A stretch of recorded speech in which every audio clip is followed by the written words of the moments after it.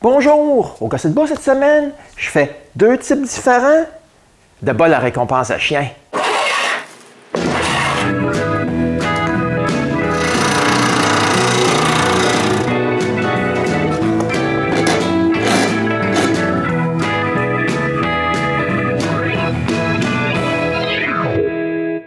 Roll! Oh, bon chien! Chez nous, là, on utilise pas mal de récompenses. Ouais, parce qu'autant le petit rat de René que ceux de Chantal feraient jamais de trucs comme ça s'il n'y aurait rien en retour. Donc, on tient toujours des récompenses dans un petit bol de bois. Ici, on peut mieux le voir. C'est parfait pour garder les récompenses. En fait, là, c'est un cadeau qu'on a reçu durant notre dernier voyage en France. On voit bien ici, Paris, juin 2018. Ah, merci Michel pour le bol. Donc, mon premier bol sera un bol segmenté. Pour le faire, quoi de mieux que d'utiliser des chutes d'érable et de noyer? La première chose que je fais, c'est de refermer tout le bois en lisière. Ensuite, j'identifie le haut parce qu'ils ne sont pas tout à fait carrés. Ensuite, je coupe 4 douzaines de petits morceaux. Puis voici tous les morceaux. Puis au centre, ce que je veux. Maintenant, j'ai juste à commencer à tout coller. Mais ça, c'est pas bien difficile. Un peu de colle, un collier de serrage, et je mets ça de côté. Après, je recommence. Puis je recommence. En tout, là, j'en colle 10. Puis j'ai même été forcé de prendre tous les colliers de l'atelier, même ceux qui servaient.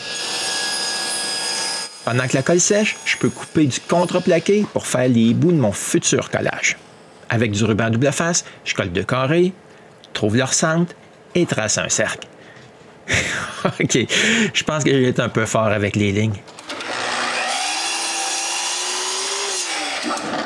Après avoir coupé les coins, je perce un trou au centre. Mais pour retenir tout ça en mon mandrin, j'ai aussi besoin d'un plus petit cercle.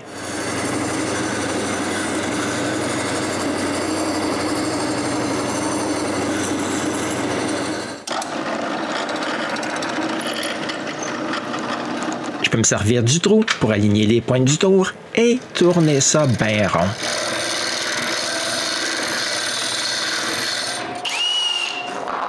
Après ça, la colle est suffisamment sèche pour enlever les colliers. Ouais, mais par contre, là, c'est pas vraiment droit. Je passe donc les 10 collages dans la sableuse à tambour.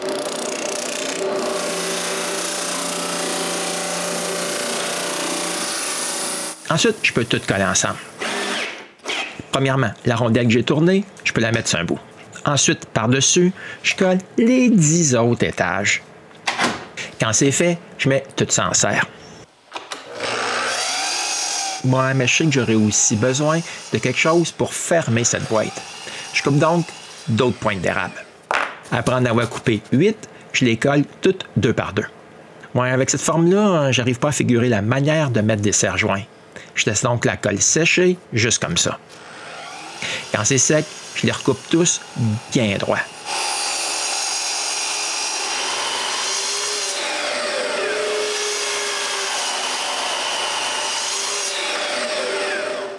Mais là, je peux mettre un serre-joint pour retenir les 2 parties ensemble après les avoir collées. Je laisse tous mes collages sécher pendant toute la nuit. Le lendemain, je mets le gros collage sur mon tour et je tourne un cylindre.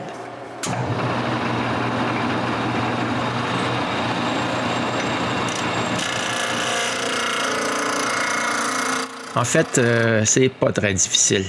Même quelqu'un qui a jamais touché un tour à bois serait capable de faire ça. Et en le temps de le dire, j'ai ça. Il reste juste à le sabler.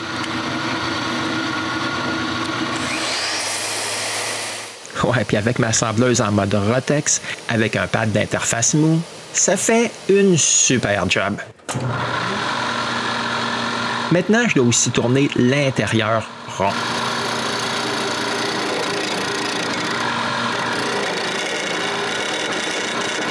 Moi, mais j'ai pas besoin d'aller bien loin par contre, parce qu'il faut que je coupe mon collage. Je commence par faire une petite entaille pour guider la scie.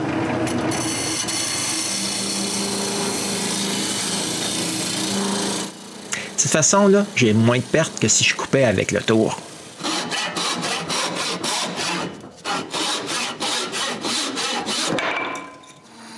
Ouais, mais par contre, je dois recouper une belle surface sur le bout de mes tournages.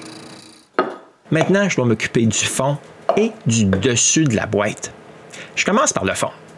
La première chose à faire, c'est de couper un cercle.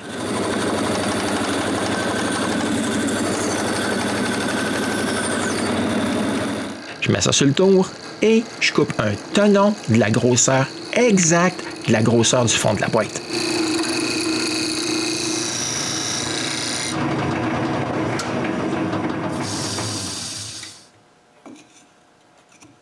Maintenant, je peux le coller en place. OK, pas difficile encore une fois. Pendant que la colle sèche, je peux m'occuper de l'autre bout et faire un couvercle. Encore une fois, je dois avoir un cercle. Ah, mais celui-là, il va être un peu plus gros que l'autre. OK, il est juste un petit peu trop gros pour mon mandrin. Je dois arranger ça.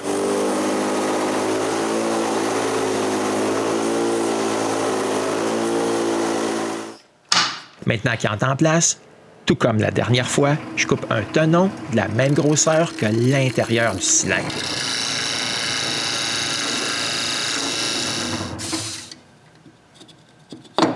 Là, je tourne ça de bord, puis je donne la forme que je veux comme bouchon.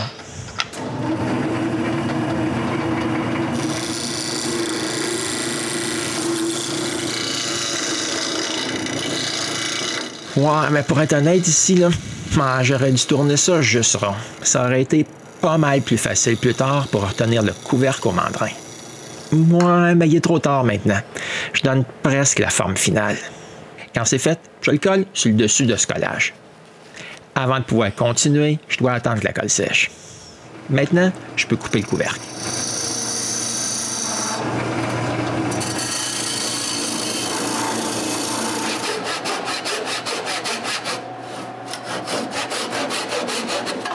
Je mets le couvercle dans le mandrin et je m'occupe de son intérieur. Ouais, c'est ici que j'ai bien vu que j'aurais dû laisser plus de pogne à la place de tourner presque à la forme finale du dessus. Ouais, mais j'y arrive quand même. Je tourne le couvercle de côté et là, je donne la vraie forme que je veux.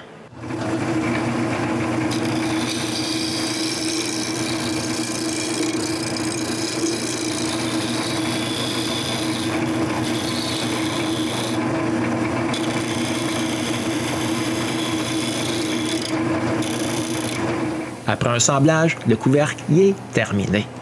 Je dois m'occuper du bol maintenant. Je commence par un accotement pour retenir le couvercle.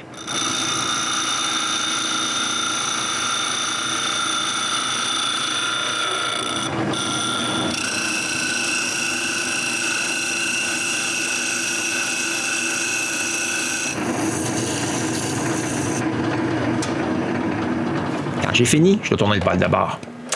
Ouais, mais mes morts sont un peu trop gros pour la grosseur du bol. Je mets donc des plus petits morts et je mets le fond droit. OK. Ici, là, ceux qui font plus de tournage que moi, ça me demande qu'est-ce que je fais. Ben oui, on dirait que je fais dur. Non! Mais j'ai quand même été assez chanceux parce que j'ai retrouvé les morceaux cassés et je les recolle en place. Ouais, ben une chance qu'il n'y avait pas plus de dommages que ça. Par contre, je dois attendre que la colle sèche. Là, je peux sabler mon collage et ça paraît pratiquement plus. Mais cette fois-ci, je m'y prends autrement pour enlever le surplus de bois. Je m'arrange aussi pour qu'il y ait moins de bois au centre que ses côtés.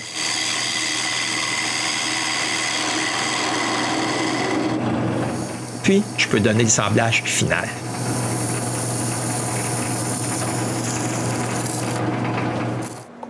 Voici le premier bol de récompense. Moi, mais comme à mon habitude, je dois le signer. Je commence par le faire sous le bol. Ensuite, je brûle aussi la même chose sous le couvercle. Comme ça, Chantal pourra le voir à chaque fois qu'elle donnera des récompenses à ses chiens. Oups, c'est ses échantillons, je voulais dire. Pour terminer, j'applique un mélange d'huile minérale et de cire d'abeille partout. Mais je trouve que le bol est un peu trop banal. Je veux faire quelque chose de plus difficile et de plus personnel. Quelque chose là qu'on ne trouve pas au magasin 10 $. OK, oui, j'ai mis une touche personnelle, mais on peut trouver des boîtes de bois tournées pour moins que 5 $. En plus, si je compte pas le temps de séchage, ça m'a probablement pris environ 1 heure à faire cette boîte. Bon, c'est pourquoi je veux faire une boîte en forme d'os à chien. Puis voici ce qu'aura de l'air des 3 sections intermédiaires. Le fond, lui, il y aura une partie plus profonde coupée avec une fraise à bol avec un arrondi. Ouais, mais la plus belle partie de cette boîte, elle sera le couvercle. Juste designer le patron m'a pris plus de temps que de tourner mon autre bol. Ouais, mais ça va être aussi un usinage des 2 côtés pour que le couvercle reste en place. Puis voici ce que devrait donner le produit final. Moi, même connaissant bien, je sais pertinemment que ça ne marchera pas du premier coup. Et c'est parti. Je commence par couper le dessous du couvercle. En fait, c'est pas très long avec une fraise de cette grosseur-là. Ouais, mais comme c'est une gravure des 2 côtés, je dois les aligner. Pour ça, je commence par percer des trous qui sont exactement à la même place que ceux que je viens de percer. Dans ces trous, j'ai juste à mettre des goujons. Mettre ça par-dessus les trous que je viens tout juste de faire, visser ça en place et changer la fraise pour une qui a une pointe bien plus petite. En fait, là, c'est une fraise qui a une pointe arrondie de moins d'1 millimètre de diamètre. Et là, c'est parti pour un gros 4h30 de gravure. Ouais, mais comme j'avais prévu, j'ai eu de sérieux problèmes. On peut les voir bien mieux ici. Moi, c'est pas étonnant que je voulais changer ma CNC pour une plus rigide. Je remets donc un autre bout de merisier sur la table et coupe le dessous. Maintenant, c'est le temps de graver le dessus. Mais cette fois-ci, je fais une passe de dégrossissage. Bon, ça ajoute 1 heure au processus, mais je me dis que ça va aider pour la passe de finition que je vais faire tout de suite après. Comme la fraise forcera moins, j'imagine que ça ira bien mieux. Ouais, mais je me suis trompé. La sculpture a marché numéro 1, mais quand il est venu le temps de couper le contour, ça a forcé, puis la CNC a fait des siennes, et j'ai ça maintenant. Bon, j'arrête le tout en plein milieu, et je dois encore sculpter un autre couvercle. Mais il n'y a pas de proverbe qui dit la 3e fois c'est la bonne? Cette fois, pour m'aider à la passe du dégrossissage, j'ai laissé un bon 7 mm d'espace partout autour pour aider la passe de finition. Parlant de passe de finition, ben lève là. Ah, mais cette fois-ci, là, je fais pas de coupe autour. Je m'arrangerai moi-même. Puis c'est la bonne décision. Voici le produit final. Je suis pas mal content. OK, j'ai eu 2 échecs, là, mais je vais m'en servir pour faire des tests de finition. Par contre, j'ai pas terminé avec le couvercle.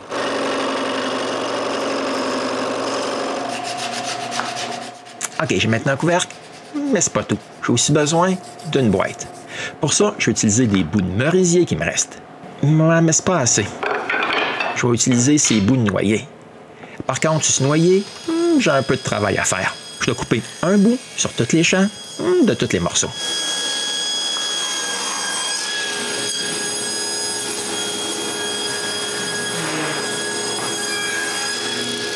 Ensuite, je peux tout coller. Pour le merisier, ouais, c'est assez vite puis facile. Pour le noyer, par contre, ah ouais, c'est aussi facile, mais pas aussi vite, à cause de toutes les petites lisières à coller ensemble. Mais peu importe, il faut quand même que j'attende que la colle sèche. Quand elle l'est, je resurface tout bien droit.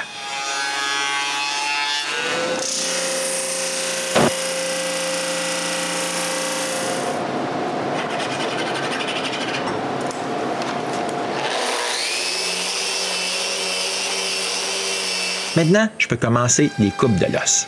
Premièrement, je coupe les poches de l'étage du bas. Ensuite, le profil extérieur. Quand cet étage-là est fait, c'est le temps de faire les 3 autres. Elles sont toutes pareilles. Une coupe intérieure pour y mettre les récompenses et une coupe extérieure. Quand j'ai fini, j'ai ça.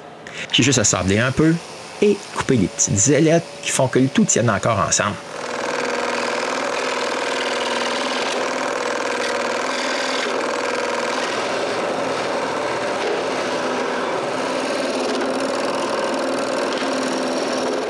Et voici un peu à quoi la boîte aura de l'air. À ce moment-là, je suis pas mal excité. Mais il faut quand même coller les 3 sections intérieures ensemble. Et je laisse ça sécher comme ça toute la nuit. Le lendemain, je dois me débarrasser du reste des ailettes à l'intérieur de mon collage. J'essaie donc avec la sableuse oscillante. J'arrive pas mal vite à la conclusion que je vais y passer toute la journée si j'essaie de continuer comme ça. J'amène donc le collage à l'établi et je fais la job avec une râpe. En plus de faire pas mal moins de bruit, ça va pas mal plus vite. Maintenant, je peux coller le collage à l'étage du bas. Et voilà, c'est fait. Ouais, mais il faut encore attendre que la colle sèche. Quand elle l'est, j'ai un autre problème. Bon, tout ce râpage a enlevé une épaisseur de bois. Et maintenant, le trou du dernier étage, il n'est pas totalement en ligne avec le reste. J'essaie de sculpter ça avec mes ciseaux à sculpter. Ouais, mais encore une fois, là, je vois bien que je vais y passer le reste de la journée. Après un petit bout, je me tanne et je sors une de mes râpes de sculpture et je finis la job avec. En fait, là, ça va pas mal plus vite. Ouais, mais par contre, ça fait un bruit d'enfer.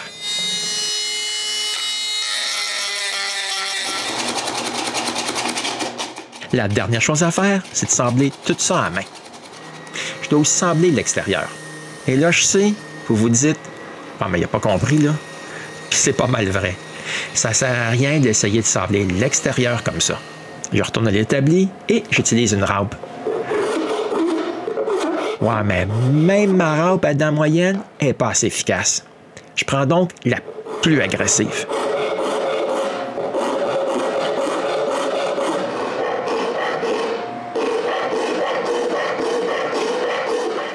Ouais, ça prend pas mal de temps.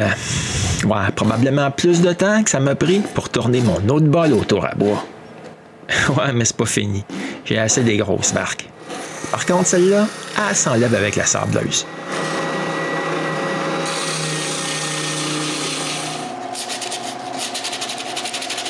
Ensuite, c'est le sablage final. Moi, mais malheureusement, la râpe a un peu endommagé le haut de ma boîte. Ouais, mais par contre, ça, c'est pas trop difficile à ranger.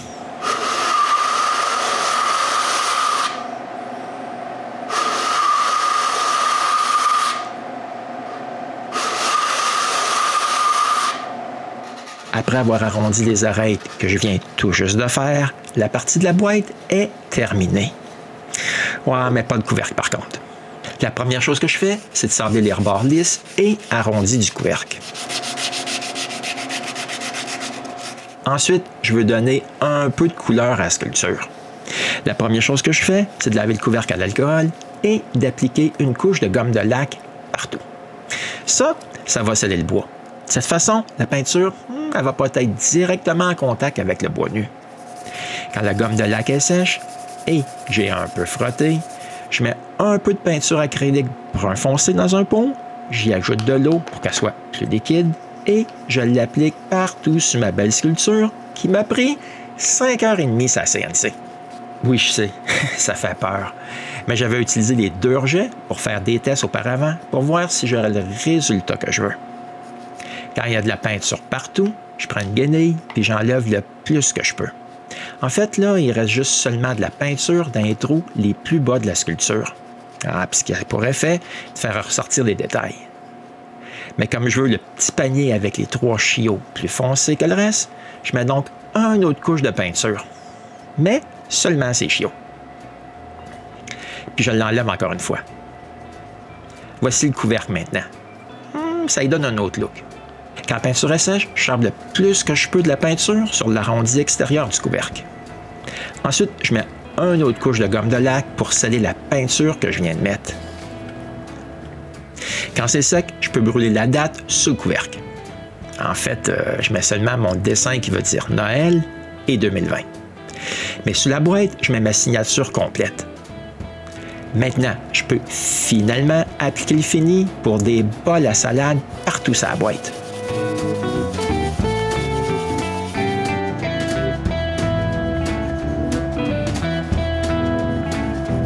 Et j'oublie pas le couvercle.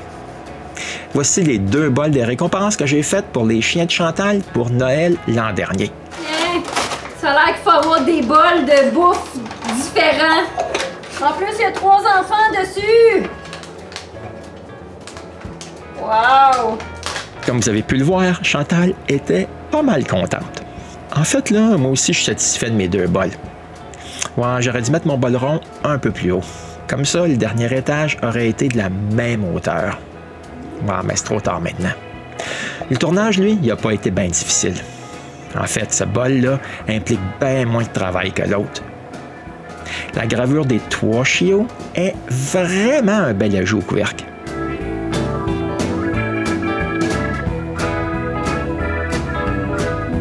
Et j'espère que vous avez aimé ou appris quelque chose. Il ne faut pas oublier de revenir me voir pour le prochain épisode du Gosse de bois.